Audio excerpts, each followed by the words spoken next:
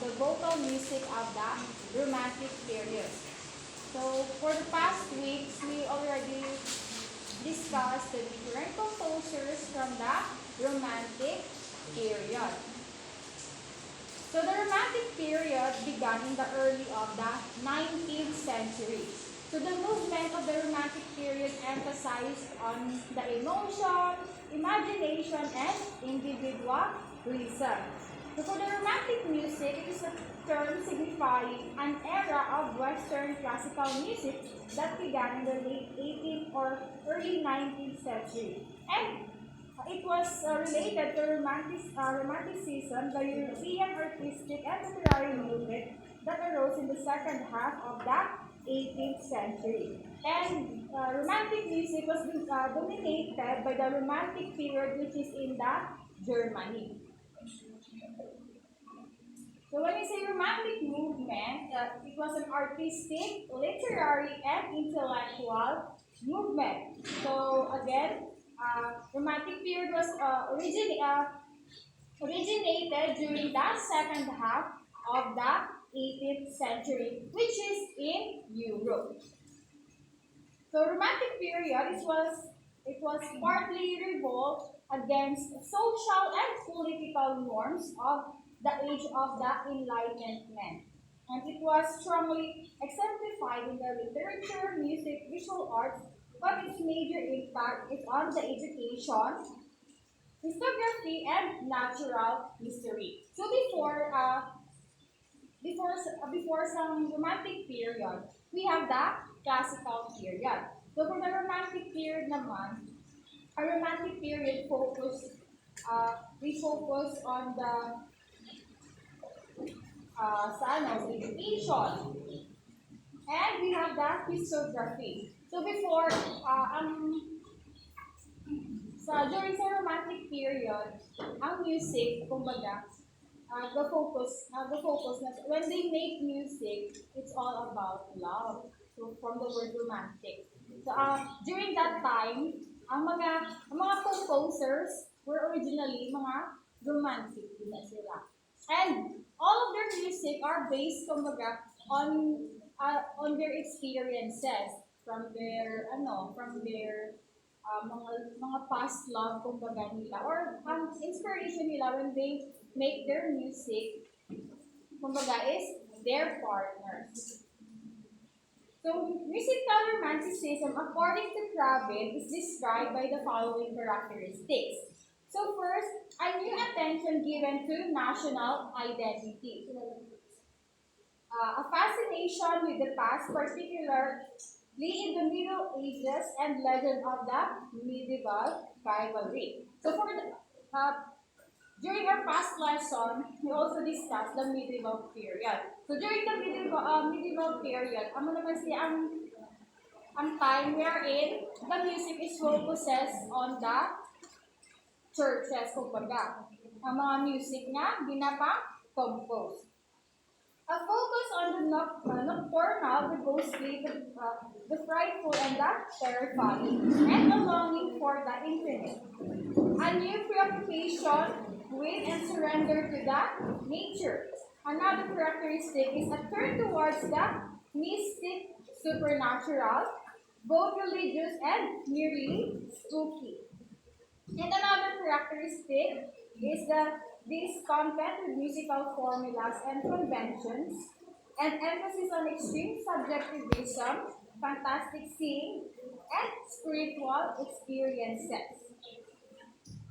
And we have the interest in the autobiographical background of a composer. So before, ang mga composers sa Romantic period, again, so they make their music not only to their inspiration, kumbaga sa ilang partner, but also about their self, kumbaga during their ilaman ng mga experiences. So another characteristic of the Romantic period, mysterious connotations of remoteness, the unusual and fabulous, the strange and the surprising. Okay, next is when we say naman art song, it's An independent vocal composition usually accompanied by a keyboard in an art song. So maganda independent vocal composition and ang art song accompanied lang na isa lang accompaniment, which is keyboard. So all of you here are familiar sa tinatawag na keyboard. So, ang mga composers during the Romantic period, which is they are known for their art song, we have Schubert, Schumann, Brahms, which they are, kumbaga, nag-compose sa live, or which is the lieder. Nga discuss sa past nga lesson. Next is we have the opera. Okay, from the word opera. So, opera is a drama set to music, and it consists of solo and chorale singing with ear instrumental accompaniment, costumes, dance, and scenery. So, ang kita ko sa isa ka opera is not only a solo performance, but also a group performances. And usually, when you say opera, ang makita, tama nag-perform sa opera, they wear costumes. And also, when they sing, kumbaga, usually, may accompaniment. And it is composed, an opera is composed of different parts. Next is we have in arts.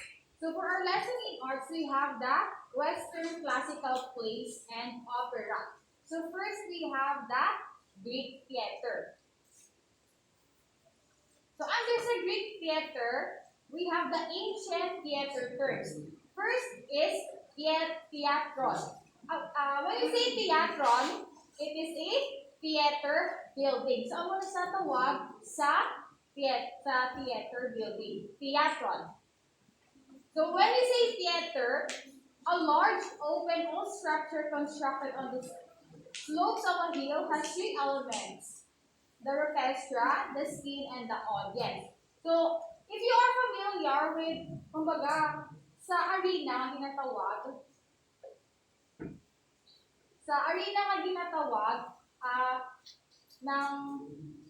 dahil na sila ga-perform sa opera. And when you say naman parados, it is the side entrance.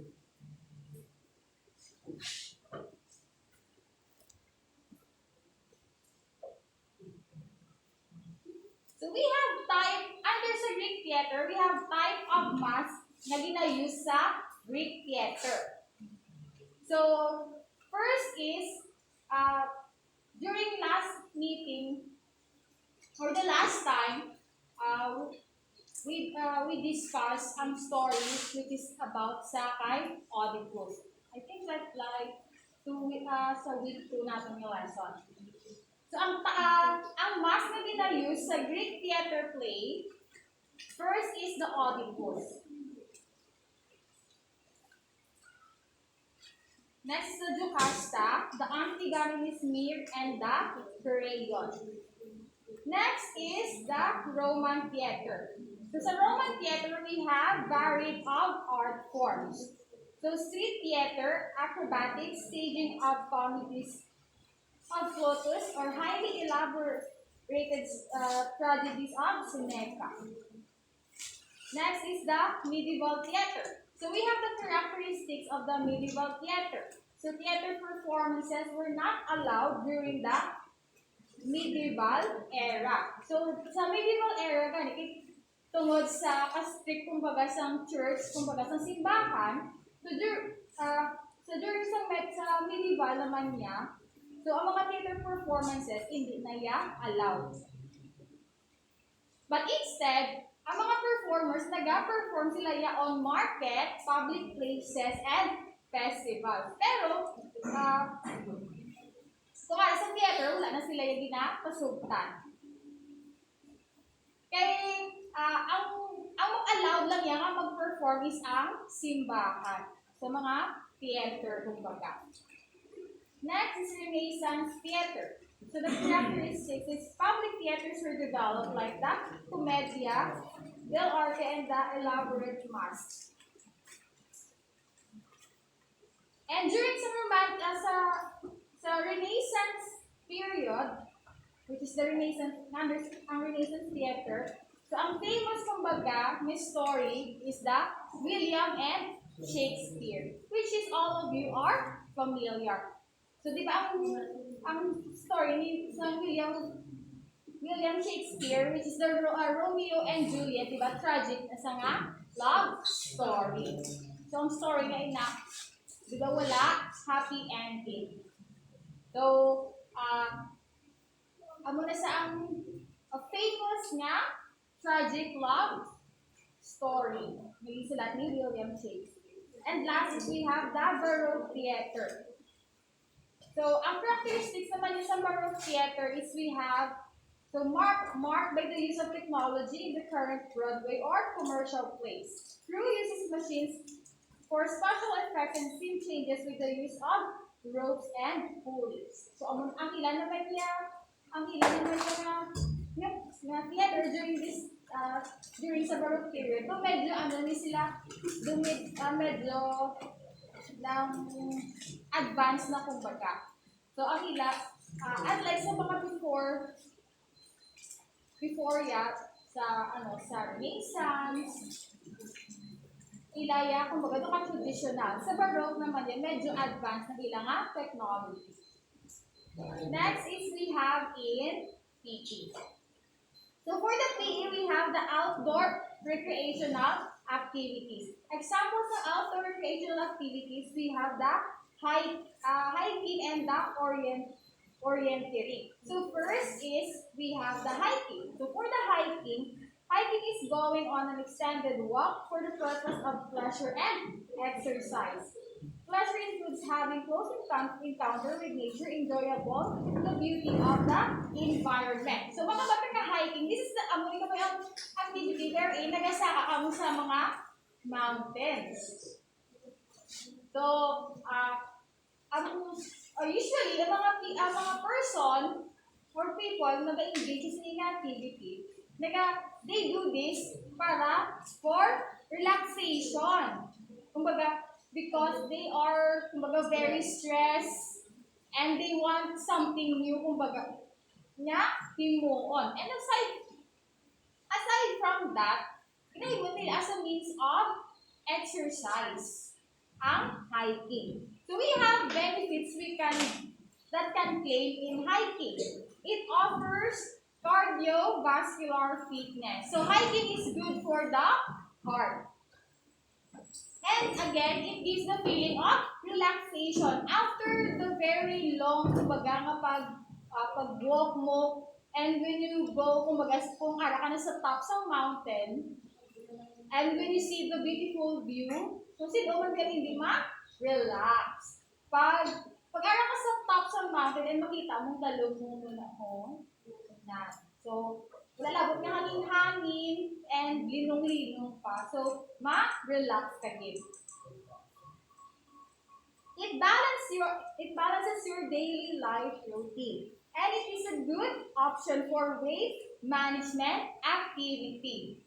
So, kumbaga, kung may when you have a problem regarding sa imo, balang nga physical appearance, like for example, if you are, kumbaga, tambok ka, taho ka, so, ang hiking, or doing hiking, isa sa maka-help lose, kumbaga, sa weight sa imo. Diba? Kaya ang hiking ganit, continuous nga lakat ng but it depends, kumbaga, kung ano kataas na mountain ng inyo nga sa kaon. Another outdoor recreational activity is the orienteering. So when I say naman yung orienteering, it is an outdoor navigational recreational activity using specially drawn and detailed maps. So it requires navigational skills to navigate from point to point, normally moving at a speed. An orienteering course consists of a series of control points which have to be located in order in the shortest possible time. So for the orienteering naman niya, they use, may mga mapa na sila niya. Kumbaga, mostly niya, ang mga tao na involved sa orienteering, mga ano, mga tag-as, din ako kumbaga, mga ano niya, ng, kinakamulang mga cliff, kumbaga, amo na sa ilang mga ginasaka. And, sa orienteering naman niya, they use maps. And dapat, kumbaga, kung sa doon pa, may time na sila nga allotted lang para himuon ang orienteering. So orienteering as an outdoor recreational activity offers much benefit to you. So here are some of the claims in doing the orienteering. First is the conceptual aspects. So since it is a navigational activity, it enhances your decision-making skills about maps, interpretation, and using compass. It also requires you to constantly interpret information contained in the map. So, di ba? So, some of you here can even identify kung ang north, ang south, ang west, ang east. Or northeast, southwest, yan, di ba? So, if you do orienteering, maano mo na siya, ma-learn mo na siya. Kahit, when you do orienteering, hindi kaya kahimo niya pag wala ka sa mapa. Dapat may map ka din. Next is for the physical aspect. Orienteering is basically a running sport. So it develops your cardiovascular endurance and general fitness. Speed, endurance, and strength are essential components necessary for successfully participate in the game. And technically, this activity captures the mental and physical challenge features.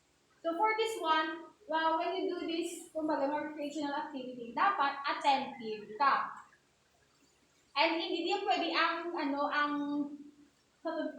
laminday, no. Hindi ka na diya pwede. Dapat you are, dapat, ayun pa lang body, basta as long as imo nga, ang imo nga, endurance, bako dapat. Next is personal aspects. Since you are responsible in making decisions in this activity, you develop your self-confidence and reliance. Your aims are clear that you work hard to achieve them, giving you the feeling of self-achievement. Okay, so when you do orienteering, it can help, boost your self-confidence. And when we say reliance, is you are able to, maka-adapt ka easy. Kabalo ka sa imo nga, himuon. So, amo na siya. Next is social aspects. You learn to work cohesively with one another. And environmental aspect, it creates an avenue for you to appreciate your environment. So, next is we have health. So, our lesson in health, we have here the risk factors related to intentional injuries. So when we say risk factors, anything that increases the likelihood of future negative outcome. So we have the different risk factors na nakategorize under the community, the family, the peer. So first is we have the individual. So for the individual risk factors, history of violent victimization, attention deficits, hyperactivity, or learning disorders, history of early aggressive behavior, involvement with drugs, alcohol, or tobacco, low IQ, poor behavioral control, behavior deficits in social cognitive or information, the processing abilities, high emotional distress, exposure to violence, and conflict in the family. So for the family, the risk factors are harsh, tax and inconsistent disciplinary practices, low parental involvement, authoritarian child-rearing attitudes, low emotional attachment to parents or caregivers, low parental education and income, poor monitoring and supervision of the children. For the peer and social risk factors, we have the social rejection by peers, bullying, involvement in gangs, poor academic performance, sensation seeking and impulsiveness, and association with delinquent peers. And for the community, the risk factors are the high level of transiency, high level of family disruption, adverse environment, diminished economic opportunities, high concentrations of poor residents, and adverse environment. And that's all for our lesson for the quarter 4, week 4 in Mapeh.